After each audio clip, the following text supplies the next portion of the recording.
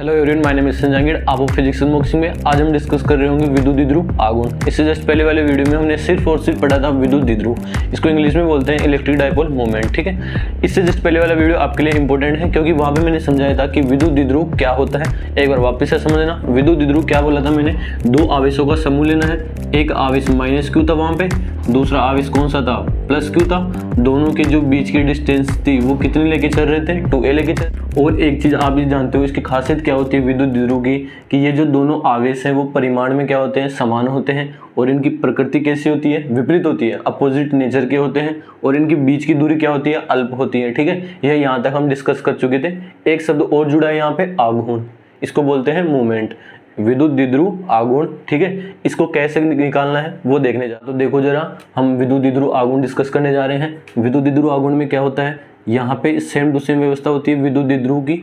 यहाँ पे दो आवेश लेने होते हैं हमको, यहाँ पे ले लेते हैं माइनस क्यू, यहाँ पे ले लेते हैं प्लस क्यू। और दोनों के जो बीच की डिस्टेंस है वो कितनी लेनी है, 2a लेनी है। यहाँ तक कोई दिक्कत, विद्युत द्विध्रुव यहाँ तक कर चुके थे। अब देखना जरा, विद्युत द्विध्रुव आघूर्ण को शो करते हैं किससे, इसको डिनोट करते हैं P से डिनोट करते हैं इसको। ठीक है, अब P का जो फॉर्मूला है वो आपको आना चाहिए। विद्युत द्विध्रुव आघूर्ण का जो फॉर्मूला है वो आपको आना चाहिए। मैं हिंदी में लिख देता हूँ, विद्युत द्विध्रुव आघूर्ण का फॉर्मूला है ना, विद्युत द्विध्रुव आघूर्ण का जो फॉर्मूला है वो कैसे निकालते हैं। देखो याद रखना, दो आवेश है यहाँ पे माइनस क्यू और प्लस क्यू। दोनों आवेशों में से किसी एक आवेश का क्या लेना है, परिमाण लेना है।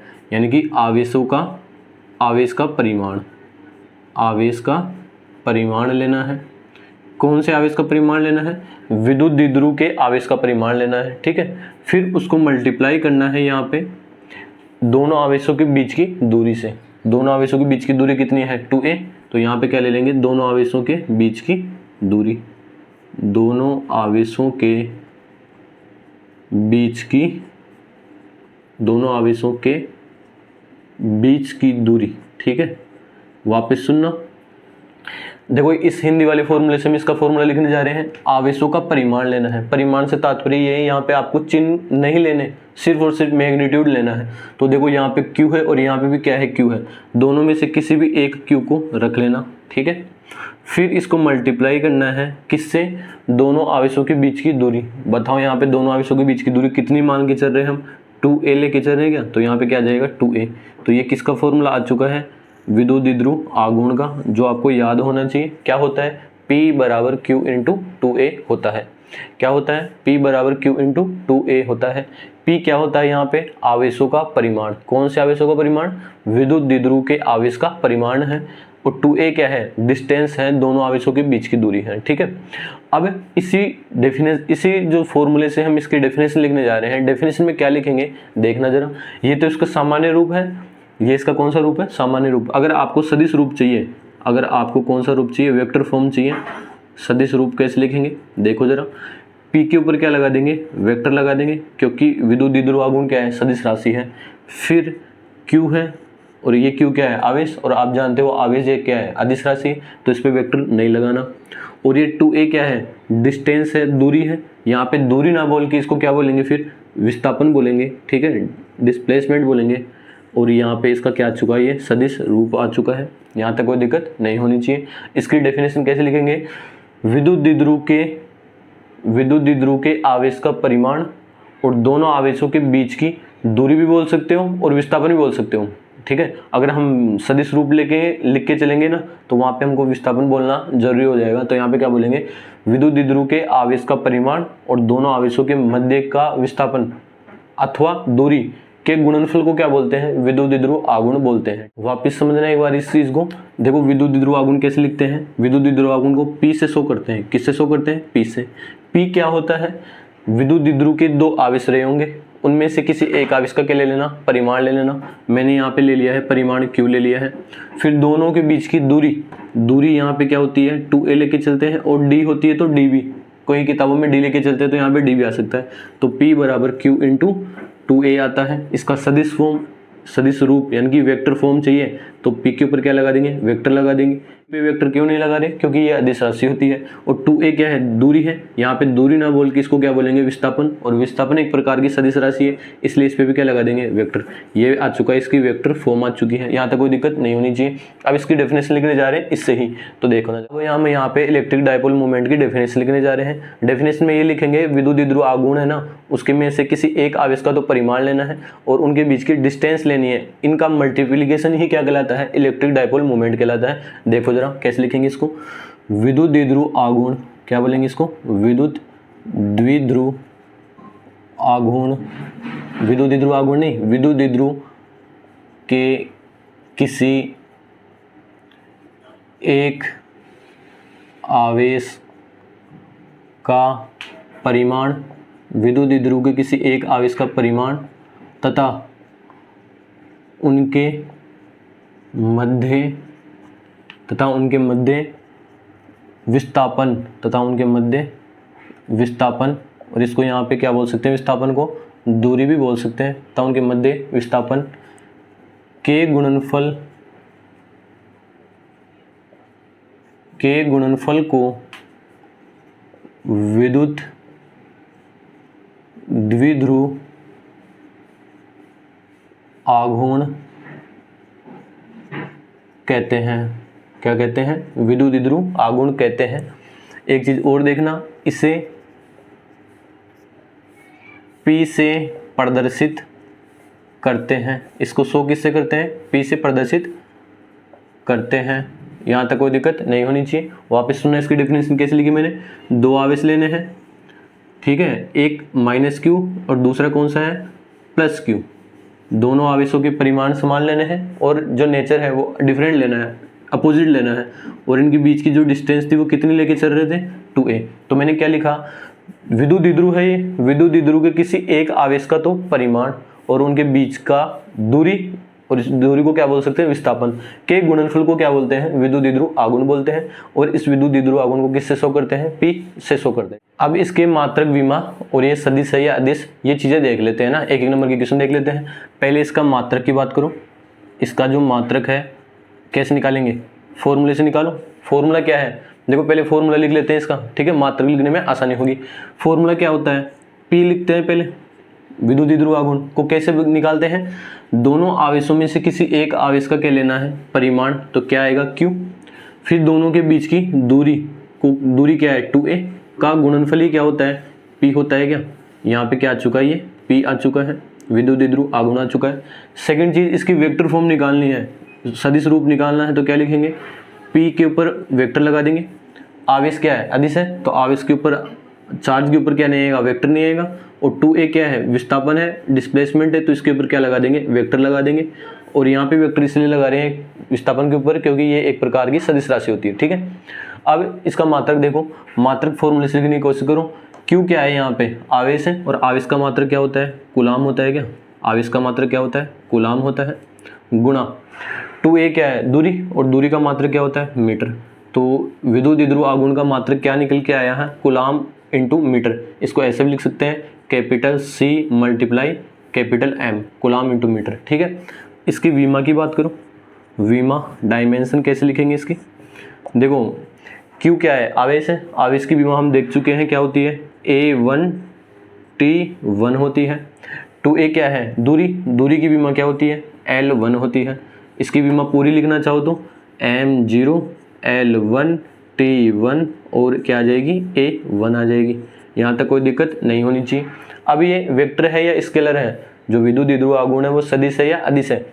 हम जानते हैं कि विद्युत द्विध्रुव की दिशा होती है -q से +q की ओर, मतलब दिशा है, दिशा की बात चलती है तो वहाँ पे क्या लेते हैं, सदिश राशि लेते हैं। तो यहाँ पे देखना, यह एक प्रकार की सदिश राशि है, यह एक सदिश राशि है, मतलब वेक्टर क्वांटिटी है, सदिश राशि है।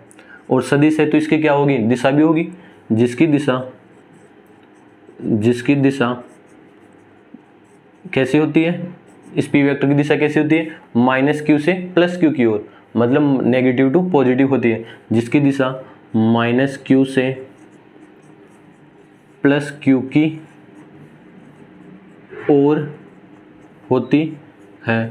देखो यहाँ पे बहुत सारे क्वेश्चन क्लियर हो चुके हैं। पहली चीज़ तो इसकी डेफिनेशन में क्या लिखा, दोनों आवेशों में से किसी एक आवेश का क्या लेना है, परिमाण, फिर इन दोनों के बीच की दूरी, और इस दूरी को क्या बोल सकते हैं, विस्थापन, के गुणनफल को क्या बोलते हैं, विद्युत द्विध्रुव आघूर्ण बोलते हैं। इसे पी वेक्टर से प्रदर्शित करते हैं। सेकंड चीज, एक नंबर का पूछा जा सकता है इसका मात्रक क्या होता है, कूलाम इंटू मीटर। एक मात्रक और होता है डी बाई, क्या होता है यहाँ पे लिख दूं, इसका मात्रक क्या होता है, डी बाई, ठीक है। लेकिन ये ज़्यादा इंपॉर्टेंट नहीं है, अभी तक नहीं पूछा गया है डी बाई। याद रखना विद्युत द्विध्रुव का एक मात्रक और आता है डी बाई, ठीक है। एक मात्रक आया है कूलाम इंटू मीटर। फिर इसकी विमा M0L1 A1 M0L1 T1 A1 होती है। फिर ये एक सदिश राशि है, और यह चीज़ बहुत बार पूछी गई है कि विद्युत द्विध्रुव आघूर्ण की जो डायरेक्शन है वो कैसी होती है, -q से +q की ओर होती है। तो इस डायग्राम में आप इसकी दिशा बताओ p की कैसे लेनी है, -q इस तरफ है, +q इस तरफ है, तो इन दोनों को जोड़ने वाली रेखा के अनुदिश होगी। ये किसकी दिशा आ चुकी है यहाँ पे, ये जो डायरेक्शन आई है ये किसकी दिशा है, ये p वेक्टर की दिशा है। किसकी दिशा है, ये p वेक्टर की दिशा है।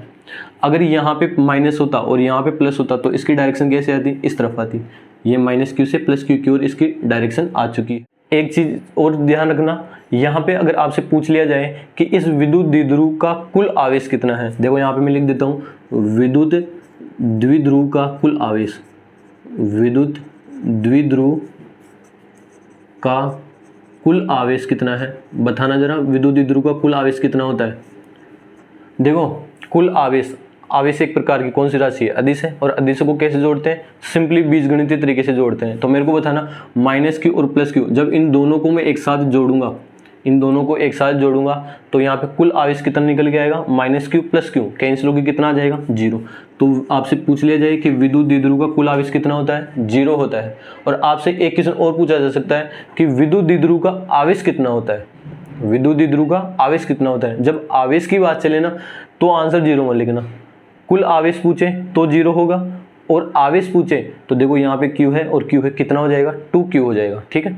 यहाँ तक कोई दिक्कत नहीं होनी। इससे जस्ट आगे वाली जो हम डेरिवेशन करेंगे उसके अंदर आएगा, आपसे पूछा जाएगा कि विद्युत द्विध्रुव आघूर्ण की गणना करनी है एक बार तो x रेखा पर, और एक बार विद्युत द्विध्रुव आघूर्ण की गणना करनी है निरक्ष रेखा पर। तो x और निरक्ष आपको यहीं से क्लियर करके चलना है कि x किसे बोलते हैं। तो मैंने यहाँ पे लिख रखा है x किसे बोलते हैं, दोनों आवेशों को जोड़ने वाली रेखा को कौन सी रेखा बोलते हैं, x रेखा। तो यहाँ पे मैं समझाता हूँ इसको। देखो यहाँ पे विद्युत द्विध्रुव बनाओ, यहाँ पे एक आवेश होता है, यहाँ पे दूसरा आवेश होता है, इसको -q बोलते हैं, इसको +q बोलते हैं। दोनों आवेशों को जोड़ने वाली रेखा के मध्य की दूरी कितनी होती है, मतलब दोनों आवेशों की मध्य की दूरी 2a लेके चलते हैं। फिर यहाँ पे इसको 2a ना बोल के इनके मध्य के बिंदु एक पॉइंट ले लेते हैं, इन दोनों आवेशों का मध्य बिंदु ले लेते हैं, इसको पॉइंट O बोलते हैं। तो यहाँ से यहाँ तक की जो डिस्टेंस आएगी उसको यहाँ पे क्या बोलते हैं, A बोलते हैं।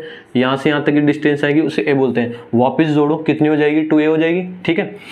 और इन दोनों आवेशों को जोड़ने वाली रेखा ये होगी क्या, इन दोनों आवेशों को जोड़ने वाली रेखा, यानी कि इस पूरी रेखा को जो कहाँ तक जा रही है, अनंत तक जा रही है, इस वाली रेखा को कौन सी रेखा बोलते हैं, अक्ष रेखा। आप इस पॉइंट को इस तरफ भी ले सकते हो, इस तरफ भी ले सकते हो, जहाँ आपकी इच्छा हो वहाँ पे ले लेना, ठीक है। मैंने इस पॉइंट को नाम दे दिया है Q। अब इस पॉइंट Q की जो दूरी है वो हमेशा मिड पॉइंट से लेते हैं, विद्युत द्विध्रुव के मिड पॉइंट से लेते हैं, और वो दूरी आप D भी ले सकते हो और R भी ले सकते हो, आपकी इच्छा वैसे ले लेना, ठीक है। तो यहाँ पे अक्ष समझ चुके हो, अक्ष किसे बोलते हैं, दोनों आवेशों को जोड़ने वाली रेखा को बोलते हैं। बताओ विद्युत द्विध्रुव की दिशा किस डायरेक्शन में है, -q से +q की ओर होती है।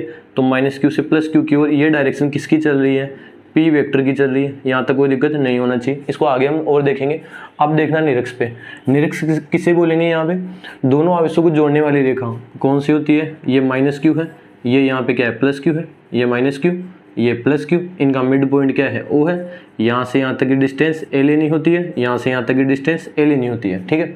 तो ये वाली रेखा तो x रेखा कहलाती है, आप जान चुके हो। तो निरक्ष किसे बोलेंगे, इस x के लंबवत, इस x के लंबवत। तो यहाँ पे मैं इसकी पहले तो डेफिनेशन लिख देता हूँ, अक्ष के लंबवत, अक्ष के लंबवत व मध्य बिंदु से गुजरने वाली रेखा, अक्ष के तो लंबवत होनी चाहिए और मध्य बिंदु से गुजरनी चाहिए। देखो मध्य बिंदु क्या है, वो है, तो अक्ष के लंबवत कौन सी होगी, ये होगी क्या, 90 डिग्री पे। ये अक्ष के कौन सी रेखा है, लंबवत है। ये देखो यहाँ पे कितने डिग्री का कोण बना रही है, 90 डिग्री का। अक्ष के लंबवत है और कहाँ से होकर गुजर रही है, मध्य बिंदु से। फिर से इसी वाली लाइन पे इसको कौन सी रेखा बोलेंगे, निरक्ष रेखा। ये वाली रेखा कौन सी है, निरक्ष रेखा है, ठीक है। अब एक चीज जानते हो, इस निरक्ष पे आपको क्या लेना है, एक पॉइंट लेना है। या तो आप पॉइंट ऊपर ले लेना या पॉइंट नीचे ले लेना, आपकी इच्छा हो। वैसे मान लो मैंने पॉइंट यहाँ पे ले लिया है, इस पॉइंट को नाम दे देंगे Q।